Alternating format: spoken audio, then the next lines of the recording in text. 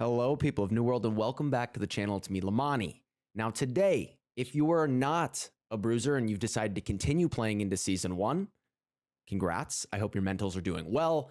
But we're going to be talking about a very important Season 1 topic that you've probably seen already, but we're going to be talking flame cores. Now, I'm going to tell you the best way to farm these, but I'm going to give you the 1-minute quick lowdown on why you even need to farm them. So let's dive into it. So if you are not familiar with what a flame core is, that is the new crafting item coming to Season 1. And lucky you, it is bind on pickup or BOP. For those of you suffering from not understanding basic MMO mechanics, that means you cannot trade it. You cannot buy it with your abundance of RMT gold. You have to play the game. Now, what is this flame core actually used for? We have these big puppies right here. And I'm going to warn you, it's a lot. So, combat trophies are all going to take flame cores. For your minor one, so this is even going to be worth money, 10 flame cores. And that doesn't seem like that much until you get to watching the video and you realize I am screwed. Anyway, we keep going. The other trophy, 50. This is going to feel near impossible. And then if you thought that was impossible, have fun getting your 150 on top of the actual trophy item. This will be a very expensive item to craft. So be prepared for that. If you are looking for gold opportunities, we'll talk about that in a separate video. Now, if we're talking heart runes, you'll obviously get your basic for free. Sorry, I had to zoom out, folks, because this is gigantic. You're going to need 25 for the major version. And then for any of the max versions, you're going to need 50. Now, the other thing is unstable casts. These you can craft 3 every 22 hours, so every reset. And what you get from these is a random item, can be epic or legendary. It's just some of the new item skins, and you get umbral shards with them. So this is another sort of, a flame core dump for another daily source of shards if you were to need them, if you're not sitting on hundreds of thousands from running mutators for months. Now let's talk about how you actually farm these, and you'll probably end up in some kind of mental asylum because you're gonna go nuts. The first thing is going to be daily runs. Now, what do I mean by this? So first thing, start over at Foundry. You can refer to my last video, which you can see in the top right corner that I've linked very cleverly because I'm a YouTube genius. And you're going to run through. Now, you can either do this with a group or do it solo. The important thing is every single crate here has the potential to drop a flame core, so you can get a decent amount. Elite chests have a 50%, and the smaller ones have a 15%. Now, the other thing to mention is if you are in a group and you're killing everything here, which could be a very good way to farm these if you'd like, you do have a 5% drop chance per enemy. So go through, follow this guide on how to do it solo if you need it in a pinch. Our next stop is going to take us to Eden Grove. You will be going over to Acadia Keep right here at the Profane Shrine, so you can fast travel over there, and let's talk about what you need to grab. So the way this is going to work is there are no elite chests here, but there are small chests you can try to get the 15% chance on. And then we're going to talk about farming and how you can optimize this. So you'll walk in through the gate, and I would just suggest going up to the top right so that you can head towards the back. Now, there are chests and a lot of enemies down in this front part. Don't worry, we'll talk about that. But I'm just going to guide you through to all the crates that are here. If you're an avid PTR gamer, you will continuously be permabanned, and it's a ton of fun to record. So enjoy that.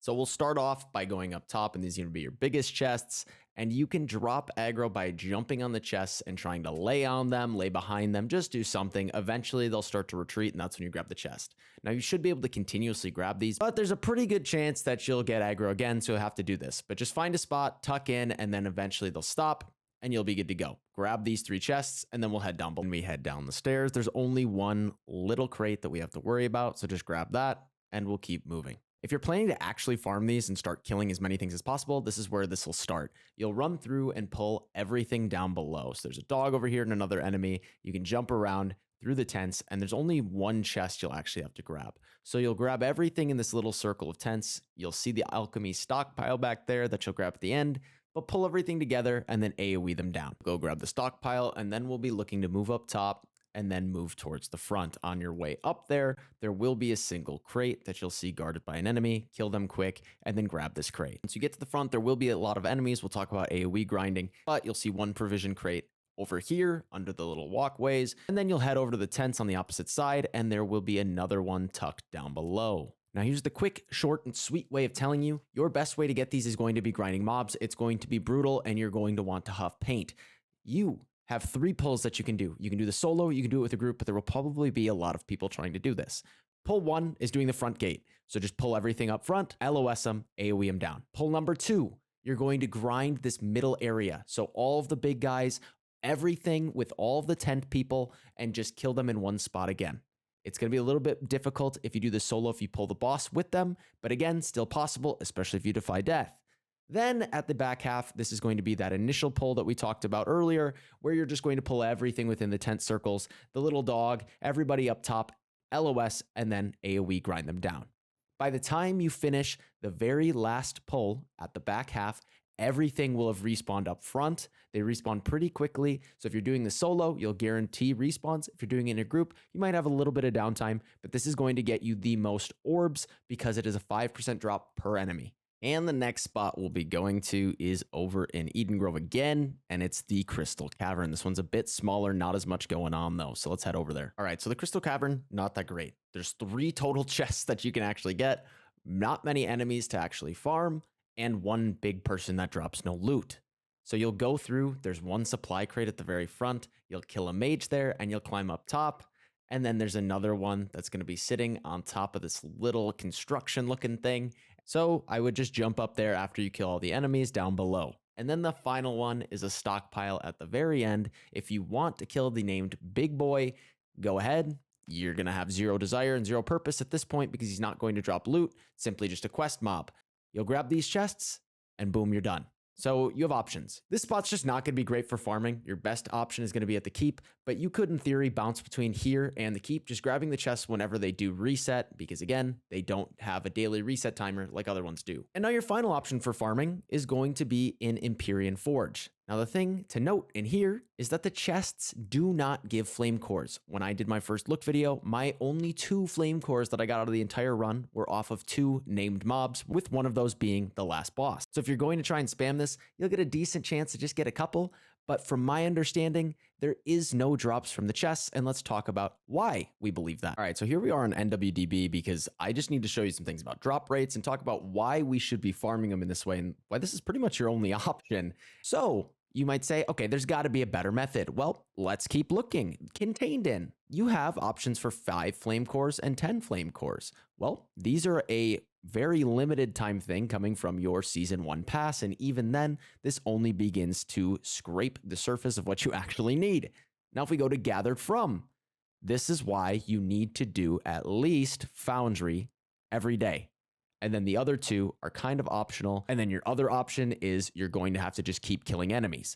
Now, if we look at Foundry, as I stated in my chest run video, any of the elite type of chests that you try to gather from, you have a 50% drop rate.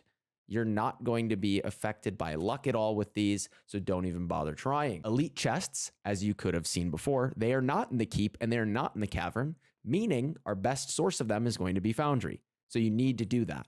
Now, if we keep going, you'll see that alchemy crates, stockpiles, any crates, any stockpiles, tier 1, 2, 3, whatever it is. If you look at these, no matter what size, you have a 15% drop rate. And if you, again, watch the chest run video, you'll see I get them from those. So what is our best option for farming? You can go through and do those routes, but then your only other alternative is to go here. Any Varangian or any human that's out in the world, and you can see the content requirements, is a 5% drop rate. So in those zones, in the expedition, you'll see as I scroll through, you'll see people from the expedition, but it is a 5% drop rate. Well, 5% isn't like horrible. That's still 5 out of every 100 that are going to drop you a flame core. So for the amount that we need, it is going to be a very, very, very big grind. That's all we have. I'm sorry if I was a disappointment. I'm often told that, but I appreciate you watching. Thanks for watching. Thanks for listening. And thank you to every single one of you beautiful people for being you. Peace.